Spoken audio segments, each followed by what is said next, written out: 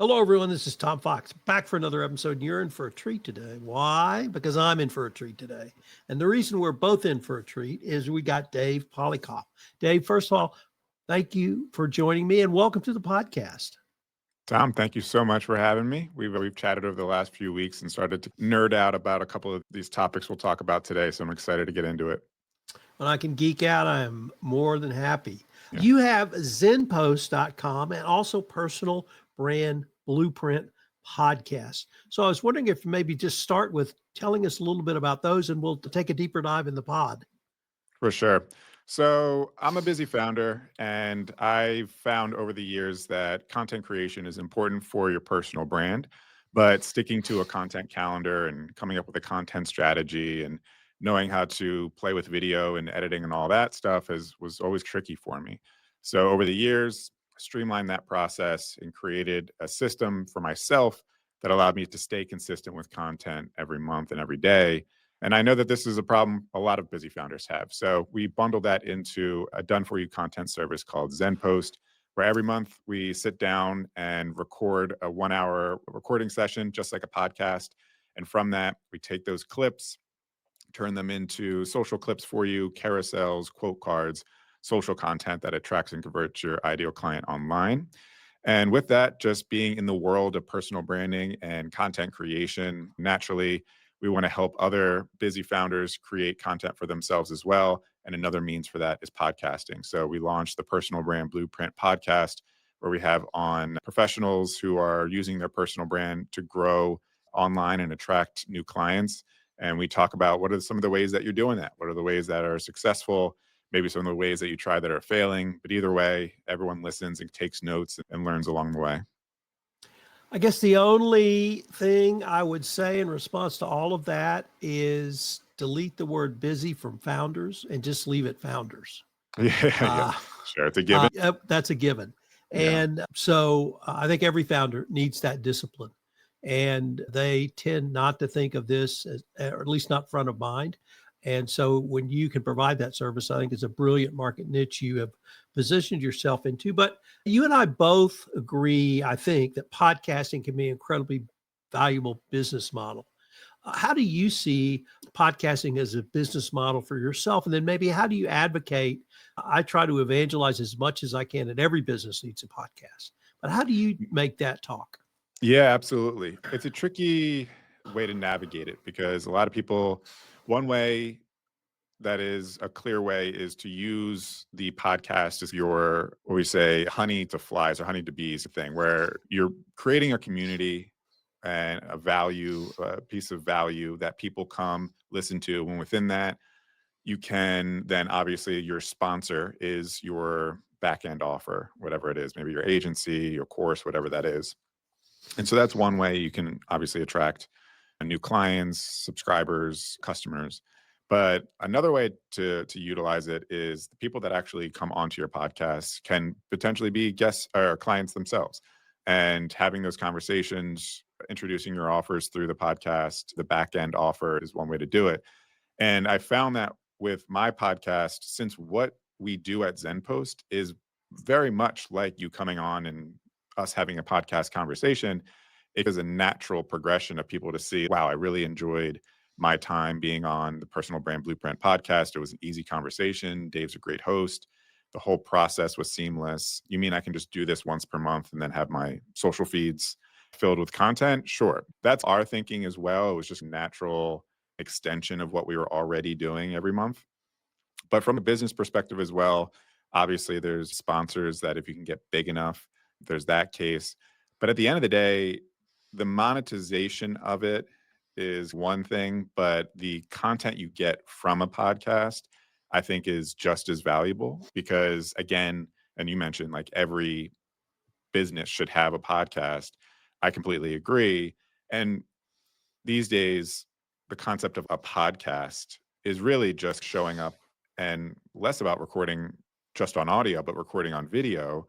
And the concept of a podcast is really just like having a YouTube channel now. And yes, you can take the audio and put it onto podcasting platforms, but really it's just like getting yourself recorded, creating content, and then distributing that content and being thoughtful with the strategy behind each of those episodes so that it can perform well on things like YouTube, on podcasting streams, and then repurposing that content afterwards. So yes, it's a way to attract clients. It's a way to attract maybe monetization from sponsors, but I think the just as equally valuable is the content you can get from it. Let me turn to if one of your clients decides they want to move to hosting a podcast. How would you help them develop their own style of being a host? For instance, I tell people in the morning, it's a virtual cup of coffee with Tom. I try not to drink coffee afternoon, so it's tea with Tom in the afternoon. Iced tea, being from Texas. Yeah, But I'm how do guilty of you, drinking coffee until about 4 p.m. So good man, but maybe talk about it and maybe how you developed your own style. yeah, to be honest, I jumped into the deep end with it. I always wanted to create a podcast, launch a podcast, definitely in digital marketing. That's my background. I've been 15 years, I've been in content creation and branding. So that I knew that's what I wanted to focus on. But the format and my hosting style and stuff, I didn't really know until I just jumped in the deep end and started. I don't think you really find your voice until you've gone through maybe even 20 to 30 interviews. Because I think people look at podcasts that they like listening to and they go, oh, I'll just try to mimic that. And then they go into their first episode and they realize that's just not naturally them. And I don't think people know what long form content is, what naturally is long form content for them, what their voice is for that until they start doing it and really practicing it. And you've been in the game for a long time, and I know you have your rhythm and your cadence and there's maybe sign offs and intros that you are just like, it's in the back of your mind. You don't even have to think about it. But when you're first starting out, you don't have those rhythms and cadences and quirks to being a host yet. So that's something you figure out over time.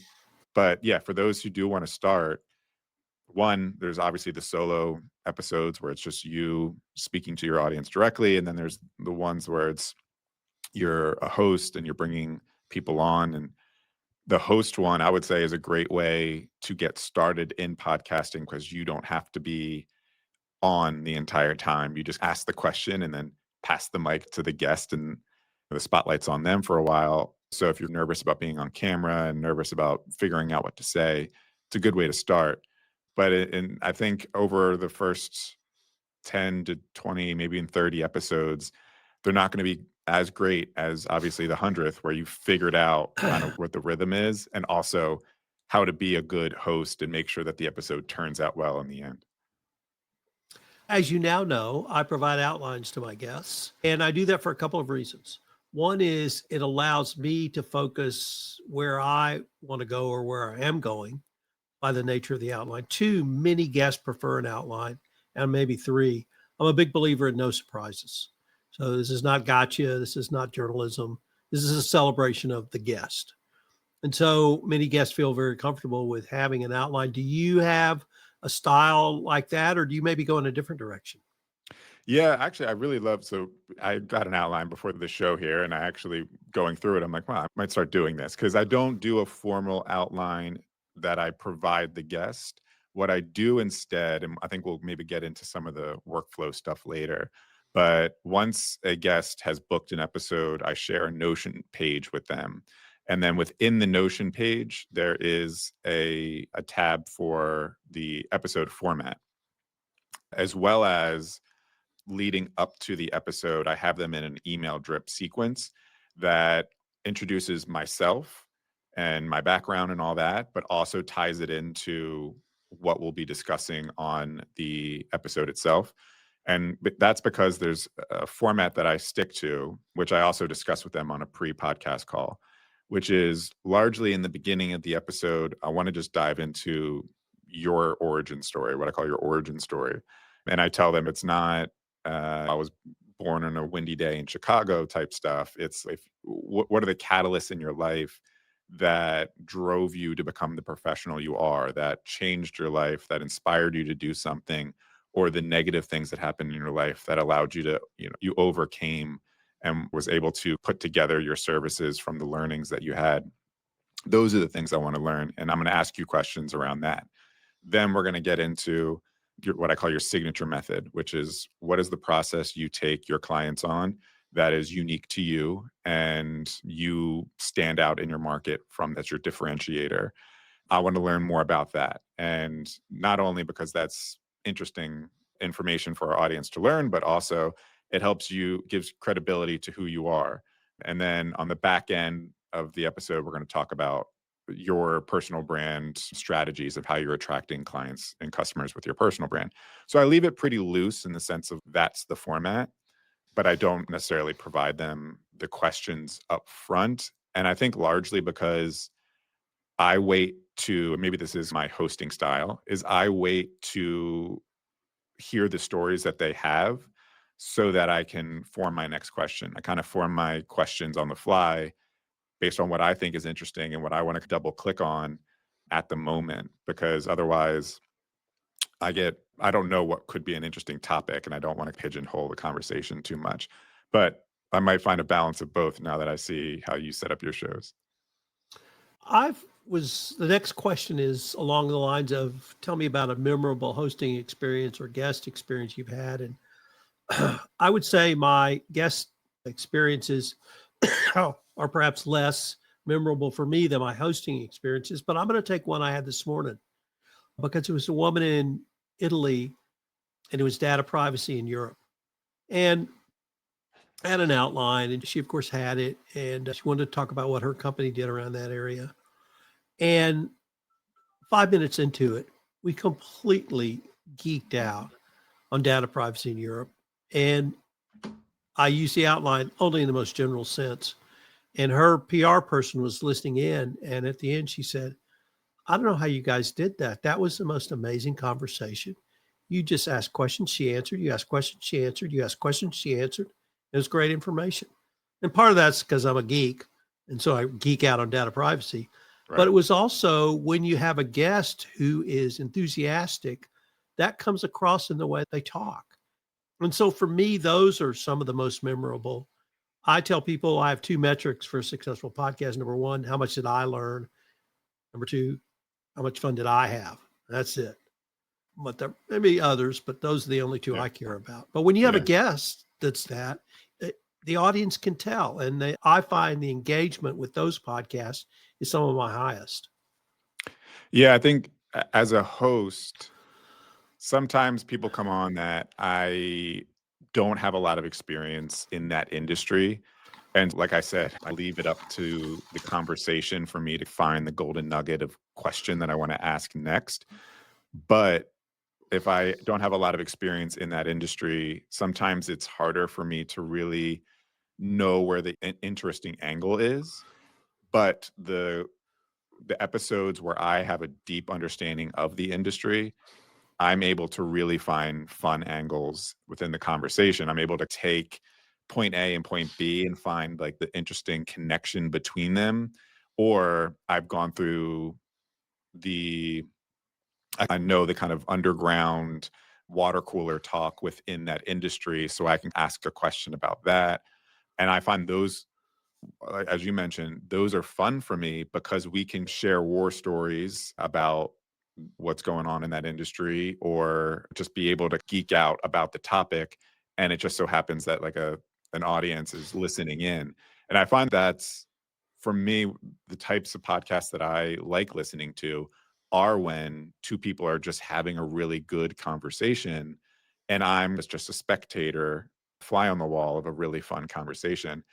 If the conversation feels forced or there's just no chemistry there, then you feel like the awkward third party. Yeah, typically my best episodes are when it's something in content, or I have a big SEO background as well. My SEO guests or branding, AI, like those are some topics that I nerd about. Some topics I don't know as much about are things like advertising, running paid ads.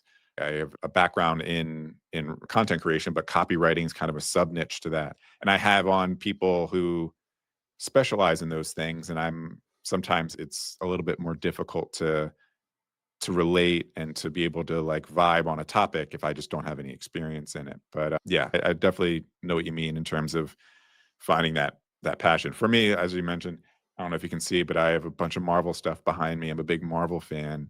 And it's just like whenever I bump into another Marvel nerd, I'm like, finally, okay, yeah, let's nerd out about this topic together. And I could just talk all day. Probably should not tell you about my podcast series because that's what heroes do every Marvel movie and subsequent streaming show, but I'm completely with you. I want to maybe talk about the guest experience, but I want to introduce it in a little bit different way. Pre-pandemic, I did lots of interviews of lawyers, and every law firm has a comms person or a PR person. And they told me that what they got out of the podcast was obviously the podcast and then the content creation, but they got something else, which was the following. If they, as the comms person, went to the lawyer and said, I want 30 minutes of your time to work on your elevator pitch, they either got thrown out or laughed out of the room. But if they went to the lawyer and said, you're going to be interviewed by Tom Fox next week, and we need to prepare for that, and here's his outline, and they would go through the outline and they would do practice Q&A and see how an answer might sound. And through that process, the PR or comms person was able to develop a short elevator pitch for that lawyer's practice. And it made me realize there are lots of reasons to be a guest. Certainly thought leadership is one of them, and then content creation and all the things we've mentioned. But here was the comms person using it for a completely different reason that was as valuable to her and indeed the firm as maybe even the podcast. It's a long-winded way of asking you, how do you help someone work through being a guest? Is it just loosen up? Is it just have that cup of coffee and look across the video screen and see Tom having a cup of coffee or Dave having a cup of coffee? How do you help them through that? Yeah, it's a great question. And to that note, I think what you're mentioning there too is maybe prep for the episode. But one interesting point that you want to make as an aside is during the questions that you ask, sometimes my goal is to ask questions that they haven't been asked on other podcasts as well. And in that process, sometimes you ask questions that the guest needs to think about something that they never thought about before. And that's good and bad. Good, bad kind of for you because sometimes they don't necessarily have a really great answer prepared or in their arsenal that they can bring out. But good for the guest because it's all content that they can use then in their marketing materials or go create a piece of content around, or it's a way to reshape or shape in general their like marketing material, their messaging. So like by you just asking questions that they've never been asked before, but are good questions, you're helping them brand themselves a bit more and figure out their messaging. So that's just a benefit for being a guest on a podcast is like learning the ways that you want to say something in general, in the sense of helping a guest look like the rock star they are on the podcast. Again, in that Notion document, I actually have another section right below the format that says basically it's how to look and sound great as a guest, like guest best practices. And these are things that I've picked up along the way, things that I try to instill in myself when I'm a guest. Hopefully it comes across. But things as a host, you see, oh, wow, I like the way this person did that. I like the way this person was very succinct in what they were saying. And the gold star guests that I have, I've taken those notes and put them into my best practices document. And just some of those things are one thing. What I like to say is land the plane. I'm guilty of this because I like to ramble and find my thoughts sometimes and things. But guests, when they come on, if they get excited about something and they want to really run on a topic, we have a certain amount of time in the episode that we need to fit in a certain amount of questions. But if they start to like really get off on a tangent about something that's not even related to the topic, I have this concept of just land the plane, find your final thought, and just bring it on home. So it's things like that. But in the episode itself, when we're actually recording, there's a couple things that I think are really important. One is I use a teleprompter and I put the guest's face, because I have the screen and I can see their face right in the lens. And so I like to be eye contact with the guest to show, hey, I'm looking at you. I'm actually here with you. I'm not like looking off to the side or like the camera's not off to the side. This is an actual conversation, which is I think important because this is all virtual and we can't sit down in like a fancy room and have a conversation. So we need to make it as personal as possible. So that's one thing. Also, too, when the guest is talking, I try to provide visual reactions to them when they're saying things that I think are interesting. So I'll like nod my head, I'll smile when I think that they're telling a joke or something. I try to give them encouragement at moments where I can see that they're really starting to cook. And again, that's all part of like how in that teleprompter there, I'll really encourage them when they're saying good things. And also, again, being is your job as the host to really find the areas that I think they're the most comfortable with talking about. And when I find that, I'll again double down on that topic and let them get further into it, shy away from topics that I can see that they're not as much interested in, and double down on the ones that I can see they are. And luckily, with the prep material, it is, or the format of the show, it is your story and how you service your clients, basically, are like the two main topics in the beginning of the show. And what's great about why I like to start with your story too is because you don't necessarily need to prepare too much about when it comes to your story. Definitely don't mention a lot of insignificant moments of your life, but it's easier for people to just say, yeah, I studied here, I had this job, I got fired, just recount their life, than it is trying to like have that boilerplate, perfect pitch and boilerplate response to like, why choose you over the competitors, and you're put in the hot seat. So I like to warm up the guests by let's just talk about your history. Where have you been? What were some important parts of your life? And that usually just warms them up, and eventually they get into a rhythm. You've mentioned a couple times, but I'd like to maybe turn for a couple of words on some of the tools you use. And you mentioned Notion, and you have one of the most comprehensive uses of Notion. Could you maybe say a few words about what Notion is and how you use that literally throughout your entire process? Yeah.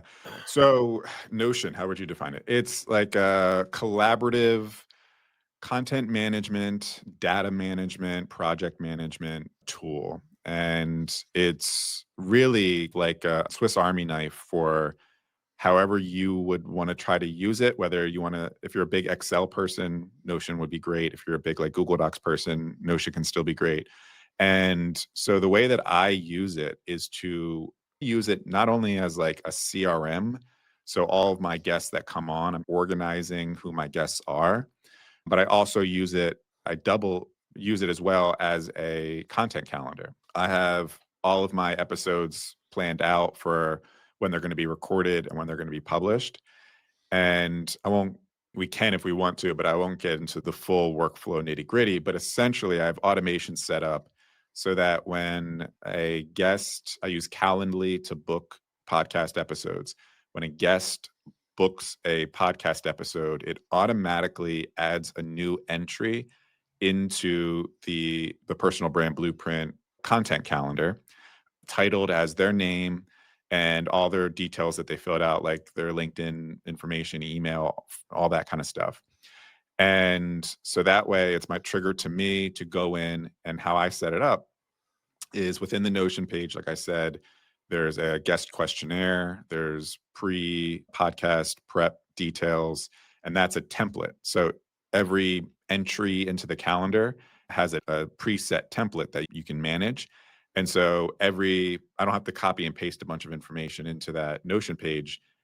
It's already preset in there. So everything I need to manage and host an episode is in there. Next thing I do is I already have their email address because it came over from Calendly. So all I do is share that page with the guest so they get access to it. And what I love about Notion too is you can actually set up automations so that when you click a button or add information into a certain field, it can do things like notify you on Slack or even email you or the guest. So the next thing I do is I copy the shared link to that page and I put it into a specific field, and I have a trigger that sets up that automatically sends an email to the guest, because we already have their email and we have the link to the page. Automatically sends an email to the guest that says, so glad you booked. Here's a link to your shared workspace. Here's what you'll find within that workspace. And it's the guest questionnaire, fill that out, yada, yada. So I have about 15 of those types of like small little automations through Notion where I don't have to click copy and paste or go search for information and put it into an email and all that kind of stuff. So that's largely how I use Notion. And then the second kind of back half to it is the top half of that shared Notion page with the guest is for the guest. In the bottom half, there is a host section, and that is for me and my creative team at Zenpost to manage. So after the episode, I move the episode into Descript, which is where we edit our content, our videos, take the transcript, and I copy and paste the transcript into the Notion page. And then what's great about Notion as well, I'll just stand about Notion this whole episode, is it has preset AI, what they call blocks, where you can just set a preset AI prompt in different sections. So basically, I've created sections we put our podcast on YouTube. So the things that need to be created when you put something on YouTube is like titles, descriptions. When you create a thumbnail, what's a little caption that you want to put as the text on the thumbnail, timestamps, all those things that typically you need some other tool to use, or you're spending a bunch of time putting together. With these AI prompts and plus the transcript, I have these AI prompts say, read the transcript and then create a SEO friendly YouTube title in this format. And all my creative team needs to do is go in there and literally click a button that says generate, and it creates the titles for me, and it creates the descriptions and the timestamps and everything. And then in addition, we give assets to the guest as well. After the episode, we create clips and a quote card for them. And even that, we create prompts that says, act as though you are the guest and generate a LinkedIn text post based on the information in this video. So we'll create clips for the episode. We'll take the transcript of just that clip and we'll put it into a section. And then we have a prompt that says, use this clips transcript and create a LinkedIn post. So that way, one thing with guests is if you want them to post your clips afterwards, sometimes they just, like, I don't know what when and where and how to post this, yada. So we even go as far as to just say, hey, here's a draft of a post that you can add as well. So the AI features in Notion have saved so much time, along with the template version of it. And again, like I said, there's a bunch of other automation between Zapier and Slack and Calendly and all that kind of stuff. But yeah, that's largely Notion is the epicenter of my podcast system. Dave, for my last question, I'd like to preface it with the following. I teach a class in the summer to Case Western Law School, virtual class. And so these are MBA types and JD types. And one of the things I try to communicate to them is they need a personal brand. And most of them are very comfortable, obviously, with social media, certainly in a way that I wasn't, and maybe you weren't. But what do you tell the business person, the entrepreneur, the busy entrepreneur in 2025 about having a personal brand and your views on its importance? Yeah. So everyone is required to have a personal brand, and technically everyone has a personal brand. It's just how public you are with it. Personal branding is really just translating your experience and expertise and stories publicly. And typically that's through content. A lot of people are doing that in some ways. Even if it's just posting stories, you're still representing your life and what you value through, when I say stories, I mean Instagram stories and things like that. It's just a matter of becoming a bit more intentional behind it and having a strategy behind it.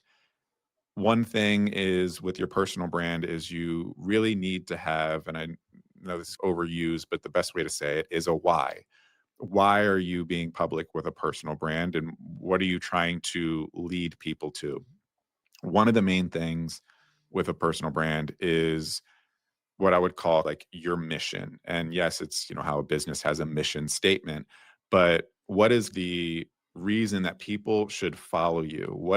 Literally follow along with your story? What is it that you're trying to achieve?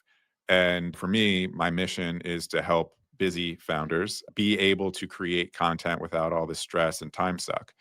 And so that might take the form of, I have my agency Zenpost, which is a done for you service. And I also do provide digital tools and templates and trainings for those who kind of want to do it themselves and aren't able to have the full agency system yet. So it provides you direction, it provides you clarity in your content strategy, and it also gives you that North Star that when you start creating content and being public with your personal brand, you have a end goal for what you're trying to drive an audience to. It's the call to action. So many people start thinking, okay, I have a personal brand, so I need to start showing up and creating Instagram reels and carousels and such. And they just start throwing those together and creating content, whatever they find that's interesting. But they're not making a connection between the content strategy and the end goal of converting an audience into a client, a customer, a subscriber, or what have you. So they find that, oh, I want to try to go viral about my posts and all that, but they find that no matter how many followers they get, they're not monetizing it into a business. And so that's the why and the mission that you need to figure out, and then make the link between the content that you are creating and how the eyeballs that you're getting from that content is actually serving a much larger purpose, and ideally a business model behind it. Dave, unfortunately, we are at the end of our time for this episode. But before we leave, I wanted to ask you if our listeners wanted to connect with you, find out anything more about Zenpost or Personal Brand Blueprint, what would be the best place or places for them to go? Absolutely. To connect with me personally, best place to go is LinkedIn. So you can just check me out, Dave Polykoff. I post about personal branding, content strategy, as well as I do have my podcast, Personal Brand Blueprint, where I post a bunch of clips and episodes there as well. And if you are interested, if you're a busy founder and you would love to be able to publish content consistently, then go to zenpost.com. That's Zenpost.com, where we'll walk you through how to get started there as well. Look, we take guest appearances from cats. Oh, yeah, I was going to say, I don't know if I was trying to play some defense here, but if we want a special guest to come in, he always loves to be the center of attention. Imagine that. Yeah. Dave, this has been great. I hope we can continue this conversation. Absolutely. Thank you so much for having me on, Tom.